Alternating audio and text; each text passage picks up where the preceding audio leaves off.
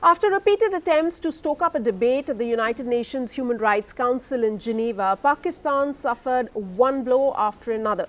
Responding to allegations of human rights violations in Kashmir in the aftermath of the abrogation of Article 370 in early August, India today turned the tables on Pakistan. In a short but loaded statement, India told the rights body that the decision to revoke Article 370 was taken by the Parliament.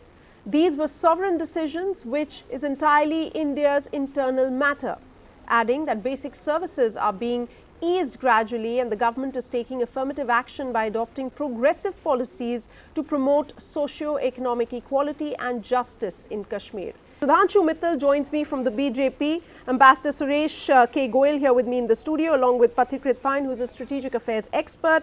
Ambassador Shilkant Sharma is also joining me live, along with Dr. Sreeram Chaulia, who is an international affairs expert. Thank you all very much for joining me.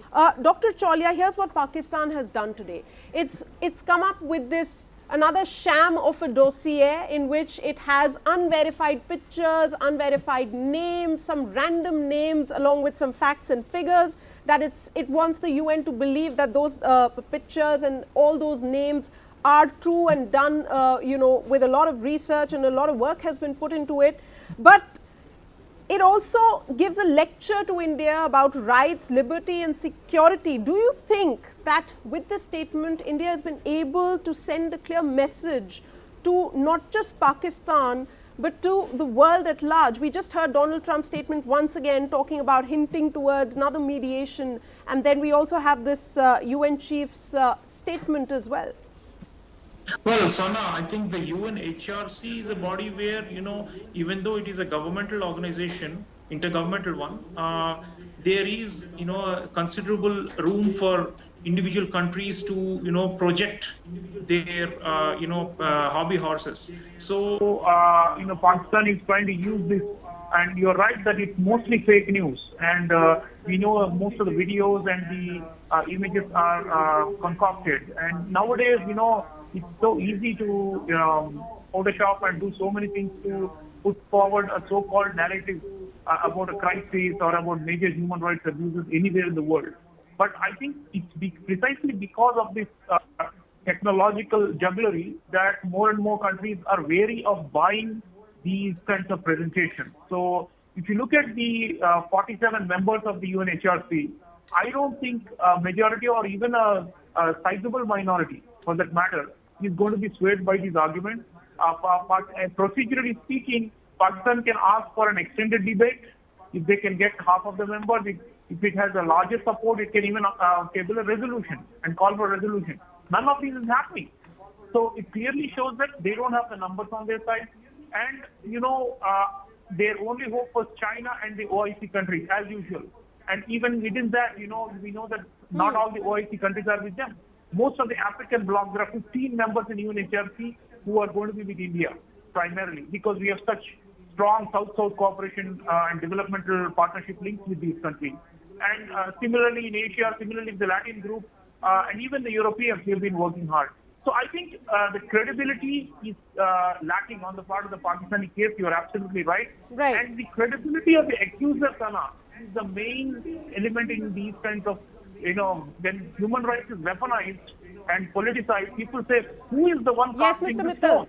And on that count, I'll come to you in just a bit. We have already downgraded the credibility of the Pakistani, and it's good to know that, the Balochis and the Pashtuns, the Tahafuz movement and the Sindhu Dej, all of them are also demonstrating outside the Palais des Nations in Geneva, where these sessions are happening. So we are turning the heat on them in different ways, not just in the formal rebuttals inside the council. And overall milieu at the UN, I think, continues to remain in our favor. And we need not worry too much about this, but we should be doing what we are already doing to make sure that the ball is thrown back in the Pakistani court and they should be on the defensive. What happens at the United Nations, how important is that, Dr. Chaulia, at this point? Should India pay, how much importance should India give to what the UNHRC has to say today on Kashmir at this point? Oh, well, we are members. So obviously, we have a right to respond as well as to table our, there is an annual periodic review of human rights of each country and all those things. So we are, responsible stakeholders in the international order.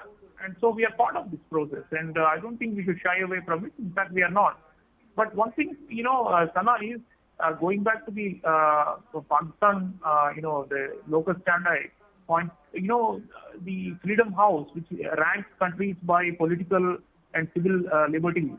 You just look at the ranking of Pakistan. It has been consistently ranked as partly free and not free.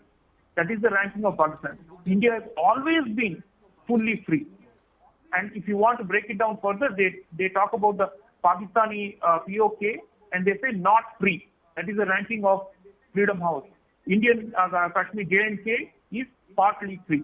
And it's partly free because we have this, hostile neighborhood and we have to have forces there to protect across the LOC. Otherwise, it would have also been fully free like the rest of India. So, it's a chalk and cheese. And on that matter, if you're talking about Trump, well, forget the Chinese. I mean, the Chinese don't care about democracy at all. But in the U.S. establishment, while Trump himself is apathetic to this whole liberal question of democracy and human rights, and he's doing this, as we know, because he still needs to pull his chestnuts out of the fire of Afghanistan, which is the deal has not gone through. But the rest of the U.S. establishment, there are a lot of people who have much greater regard for India. And we are playing on that as part of our diplomacy. There are a lot of, the so-called deep state or permanent state in the U.S. that believes that India is a democratic counterpart to China. Pakistan doesn't even figure in the long-term strategic aspirations of the U.S. in the Indo-Pacific. So from that point of view, while Trump may be playing to the galleries or let's say trying to appease the Pakistanis now and then, I don't think that it's going to be permanent damage. It's an irritant for us. Rather, we are working with a broader system. So the UN, as we have already saying, is not going to buy this, at least not most members. The Chinese will, of course, try and side with the Pakistanis, but maybe not openly because they have a summit coming up. Xi Jinping is scheduled to meet Prime Minister Modi in reciprocal to Wuhan summit. So if you look at the permutations and combinations rationally and not, with the emotional foolishness of the Pakistanis, if you look at it objectively, most of the cards, the deck is in our favor. It's stacked in our favor. It's just that we need to continue to make the clever and the persuasive arguments. And I think I heard a very strong point about minorities inside Pakistan. And indeed, our representative mentioned in Geneva, they have even stopped counting minorities there. Just for one example, Sana, Sikhs were supposed to be 40,000 in Pakistan, Sana, in 2002. In barely 15 years, they are now down to 7,000 to 8,000.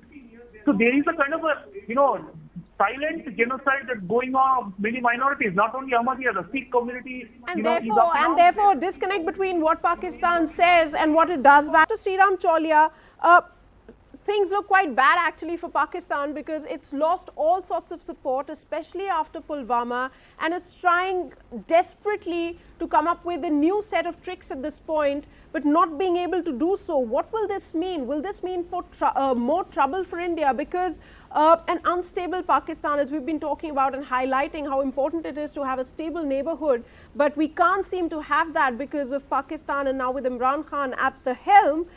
What is the way forward? Because we've often been asked what is India's policy as far as Pakistan is concerned, and India has maintained terror and talks cannot go hand in hand. And today it's said in very clear terms in the statement to the UNHRC that Pakistan uses cross-border terrorism as a form of alternate diplomacy. If this is the kind of diplomacy Pakistan is going to use, there's absolutely no way forward. It's a dead end then. Sana, all this grandstanding at the UN and this, chest thumping, and look at the anger that Shah Mahmood Qureshi, is talking to reporters, feigning this, outrage and all these things. This is all an act, because essentially the military establishment which runs that country, which is why it is ranked as partly free and not really a democracy by international organizations, the military establishment wants to maintain this narrative about Kashmir and, create this national obsession about Kashmir because they benefit from it.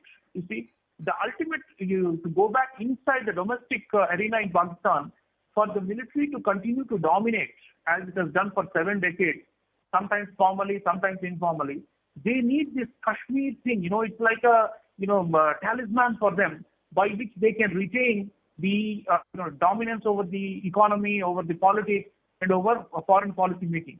So if you ask me what can India do with a Praetorian state, as some people have called it, the military dominated or a garrison state, the only thing we can do is deterrence, and frankly, expecting peace or some kind of normalization is very difficult as long as the structural reality is there. I mean, some people say that General Pervez Musharraf almost came close to a deal with Dr. Manmohan Singh in 2007 or 2008. But I don't think, really they will ever give up, because the Pakistan military, and Christine Fair has written about it, the American political scientist, he's basically jihadist and suicidal by nature. They keep losing battles and they cannot actually match India, but they have this, grandiose notion which comes out of the jihadist mindset that we will defeat the Indians and we are 100 times superior to them.